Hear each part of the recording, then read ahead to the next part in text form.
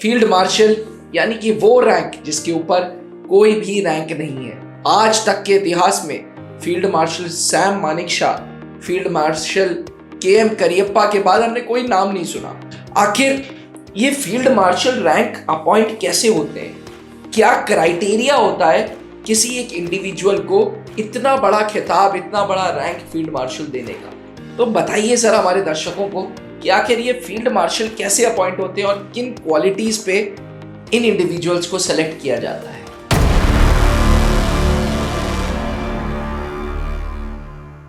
नमस्कार defence aspirants. Commissioned officers की ranking system में यानी कि थल सेना, वायुसेना, नौसेना की रैंकिंग सिस्टम में सबसे ऊपर आके एक रैंक पे चीजें खत्म हो जाती हैं, या यूं कह लें उसके बाद कोई रैंक नहीं होती।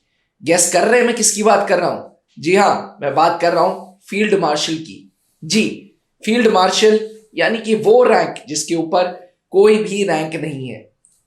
आज तक के इतिहास में field marshal Sam Manekshaw, field marshal KM. Cariappa के बाद हमने कोई नाम नहीं सुना। हाँ, भारतीय वायुसेना में marshal of the air force Arjan Singh ji का नाम सुना था। भारतीय नौसेना में आज तक मार्शल ऑफ फील्ड मार्शल के रैंक का कोई भी नहीं, आज तक किसी को भी वो खिताब नहीं मिला। सर, अक्सर हम लोगों ने फील्ड मार्शल पे वीडियोस बनाई हैं, फील्ड मार्शल के.एम. करियप्पा पे बनाई, फील्ड मार्शल सैम मानेकशॉ पे बनाई। आखिर ये फील्ड मार्शल रैंक अपॉइंट कैसे होते हैं? क्या क्राइटेरिया होता है किसी एक इंडिविजुअल को इतना बड़ा खिताब, इतना बड़ा रैंक फील्ड मार्शल देने का? और क्या सच में इतना टफ है?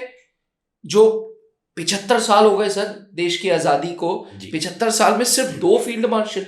हाँ जी, बिल्कुल बिल्कुल। तो सर, क्या है बीइंग अ वेटरन, क्योंकि आपकी रुचि है ऐसे टॉपिक्स पे भी पढ़ने की, तो बताइए सर हमारे दर्शकों को कि आखिर ये फील्ड मार्शल कैसे अपॉइंट होते हैं और किन क्वालिटीज पे इन इंडिविजुअल्स को सेलेक्ट किया जाता है। सर, बहुत अच्छा क्वेश्चन है। और इनफैक्ट पहले तो इनको ये बताएं कि फील्ड मार्शल होता क्या है। जी, तो field marshal everyone knows this is a 5 star rank, और जो चीफ होते हैं वो 4 स्टार रैंक होते हैं। अच्छा। तो पहली चीज तो ये है कि फील्ड मार्शल कभी भी चीफ नहीं रह सकते हैं। मतलब अगर फील्ड मार्शल हैं भी सेना में, लेकिन चीफ जो होंगे वो 4 स्टार रैंक ही होंगे। ये एक ऑनरी रैंक है, या ये समझ सकते हैं कि ये टोकन ऑफ ग्रेटिट्यूड है। अच्छा। जो उनको दिया गया। जी। वो रिटायर नहीं होंगे कभी भी, वो अपने आखिरी सांस तक सर्विस में ही गिने जाते हैं। फील्ड मार्शल, हाँ, फील्ड मार्शल्स को कभी पेंशन नहीं मिलती है, उनकी सैलरी ही कंटिन्यू की जाती है। फिर दूसरी चीज, इनको जो है सहूलियत के तौर पर 5 अलग चीजें मिलती हैं, जिसमें एक देखिए, इनको जो है परमानेंट ऑफिस मिलेगा, जो कि जैसे आर्मी में फील्ड मार्शल है, तो फील्ड मार्शल के लिए आर्मी हेडक्वार्टर में ही उनका एक अलग ऑफिस बनाया जाएगा, जो चीफ ऑफ आर्मी स्टाफ के बहुत नजदीक होगा। जी। या एयरफोर्स में है तो वायुसेना भवन में मिलेगा उनको। और हालांकि उनका डे टू डे कोई विजिट नहीं है वहां पर, ऐसा नहीं है कि वो रोज आकर के बैठेंगे, लेकिन वो जब भी आएंगे अपने ऑफिस में बैठेंगे। तो एक परमानेंट ऑफिस होगा उनके पास।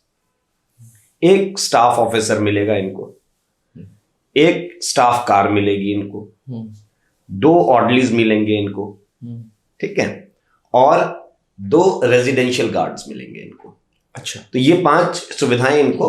रेजिडेंस भी मिलता है? जी हाँ, बिल्कुल मिलेगा। तो ये इनको इस तरीके से 5 चीजें मिली। और इसके अलावा एक बैटन मिलेगी, मार्शल्स बैटन, जो कि ऊपर अशोक स्तंभ बना होता है पीतल का, गोल्डन कलर का।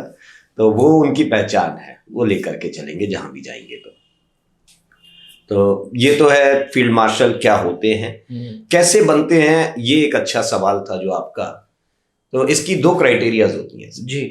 एक तो ये होता है कि किसी लड़ाई को, किसी बड़ी लड़ाई को जीतने में आपने एज अ चीफ जो योगदान दिया होगा, बेहतर योगदान, जैसा कि 1971 में सैम मानेकशॉ ने दिया था, 1947 के.एम. करियप्पा साहब ने दिया था, या 1965 की वॉर में अर्जन सिंह साहब ने दिया था।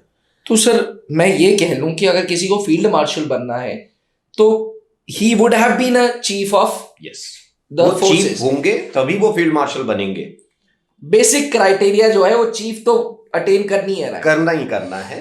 आप लेफ्टिनेंट जनरल से फील्ड मार्शल नहीं बन सकते, आपको जनरल बनना ही पड़ेगा। अच्छा। आपको chief of army staff, air force staff बनना ही है। अगर आप चीफ है तो फिर फील्ड मार्शल की तरफ देखेंगे। ठीक है। और अगर आपने किसी भी लड़ाई में बहुत बड़ा कंट्रीब्यूशन दिया है देश के लिए, तो it is awarded to you as a token of gratitude. तो ये जो हमारे पास 3 मार्शल्स थे, उन सबको एक एक लड़ाई के लिए टोकन ऑफ ग्रेटिट्यूड दिया गया था। क्योंकि 1965 की लड़ाई से पहले क्या था सर, कि इंडियन एयरफोर्स का जो दायरा था बड़ा लिमिटेड था। ये कहा जाता था कि भाई आप दूसरे देश में जाकर के अटैक ना करें, आप अपनी बाउंड्रीज को प्रोटेक्ट करते रहें। अर्जन सिंह साहब आए, उन्होंने पहली बार कहा कि नहीं, अब अंदर जा करके मारो आप। तो वो पाकिस्तान के अंदर तक वायुसेना लड़ रही थी, और ये पहला जो दिलेरी वाला कदम था उनका, वो बहुत मतलब वॉर चेंजिंग स्टेप था वो। ठीक है, तो एक तो ये तरीका है मिलने का। दूसरा तरीका है कि अगर मान लीजिए कोई देश लड़ाई के दौर से गुजर रहा है, वॉर सिचुएशंस है, और आपके चीफ की रिटायरमेंट एज आ गई, ठीक है, तो अब देश के पास 2 स्थितियां बनती हैं। एक, या तो उनका टेन्योर एक्सटेंड किया जाए जी, जो हो जाता है वो भी हो जाता है, वो भी हो जाता है जी, ठीक है, और या फिर अगर आपको लग रहा है कि ये लड़ाई ज्यादा लंबी खिंचेगी, तो फिर आप उनको फील्ड मार्शल बना देते हैं। ओके, क्योंकि आप उस समय कोई चीफ खोना नहीं चाहते हैं, तो चीफ कोई नए आ जाएंगे, but he will be the supreme commander. वो फौज के ऊपर निगरानी रखे रहेंगे, उस पोस्ट को छोड़ करके वो फील्ड मार्शल बन जाएंगे। एक्सटेंशन के लिए देखिए, आप एक छोटा सा एग्जांपल ऐसे समझिए कि भारत किसी लड़ाई में नहीं था, मगर लड़ाई जैसे स्टेप्स भारत ने उठा लिए थे, बड़ा स्ट्रॉन्ग एक रिप्लाई देना शुरू कर दिया था पाकिस्तान और चाइना को जी। और उसके बाद जनरल बिपिन रावत, उनकी एज हो गई थी, उनको एक्सटेंशन पर लाने के लिए फिर देखिए चीफ ऑफ डिफेंस स्टाफ है ना, तो उनको पहले क्या सोच रहे थे, एक्सटेंशन, बट उनको पद ही दूसरा दे दिया, पद दूसरा दे दिया सर। है ना, वो इंटीग्रेशन का भी एक पार्ट था। पाकिस्तान में भी ऐसा हुआ था सर। अच्छा, जनरल बाजवा 2019 में रिटायर हो रहे थे, और उन्होंने एक्सटेंशन के लिए उनकी सेना तैयार हो गई थी, क्योंकि वो भी उसी स्थिति से गुजर रहे थे कि अगर मान लो इस स्थिति में आज की डेट में भारत ने अटैक कर दिया, तो उनके पास नया चीफ आएगा और वो नया चीफ कितना संभाल पाएगा। तो वो उनको एक्सटेंशन देने के लिए तैयार थे, जो कि उनको 28 नवंबर 2019 को मिलना था, मगर वो फिर सुप्रीम कोर्ट का इन्वॉल्वमेंट आ गया उनके, और उन्होंने फिर 26 नवंबर को उनका एक्सटेंशन रोक दिया था।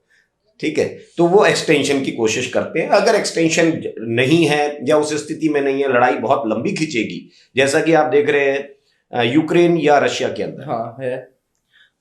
रशिया ने जब अटैक किया था यूक्रेन पर, तो ये कह के किया था कि हम 2 दिन के अंदर जीत लेंगे यूक्रेन को। आज इतने साल हो गए, अभी तक वो लड़ाई चल रही है, और कब तक चलेगी कोई नहीं कह सकता है। तो आज अगर उनके कोई चीफ रिटायर हो रहे होंगे, तो वो कोशिश करेंगे कि हम उनको फील्ड मार्शल बना करके और फिर कंटिन्यू करा लें। अच्छा सर, इधर एक सवाल है मेरा, क्योंकि आपने जनरल बिपिन रावत जी का नाम लिया और चीफ ऑफ डिफेंस स्टाफ का नाम लिया, can I ask you to differentiate between chief of defence staff and field marshal? ये दो क्या हैं? क्या ये दोनों में कौन सा बड़ा है? फील्ड मार्शल बड़ा होगा या chief of defence staff? Field marshal हमेशा बड़ा होगा सर। अच्छा, फील्ड तो मार्शल क्या chief of defence staff field marshal को रिपोर्ट करेंगे?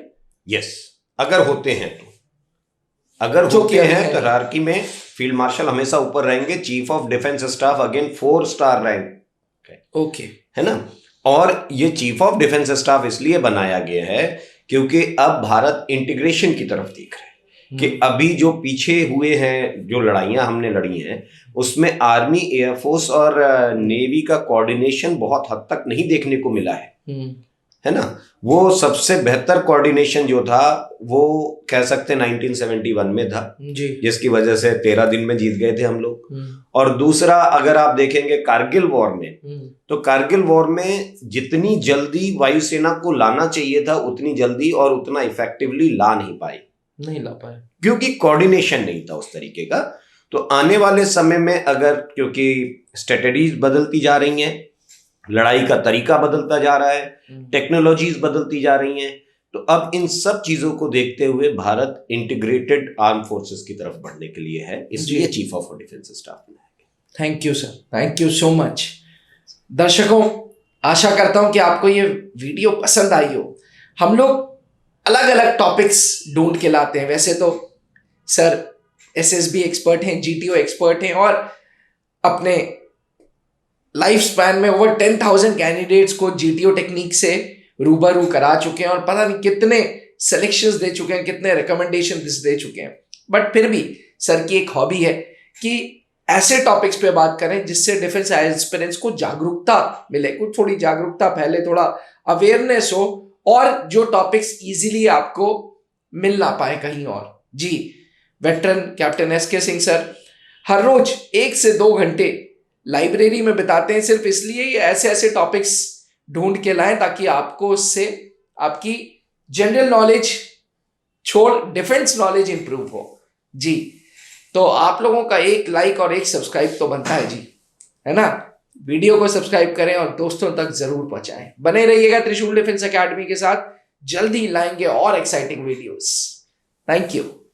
अब डिफेंस एग्जाम क्रैक करना हुआ और भी आसान, त्रिशूल डिफेंस एकेडमी लेकर आए हैं बिल्कुल ही एडवांस लर्निंग ऐप। तो आज ही ज्वाइन करें और स्टार्ट करें अपनी ऑनलाइन क्लासेस।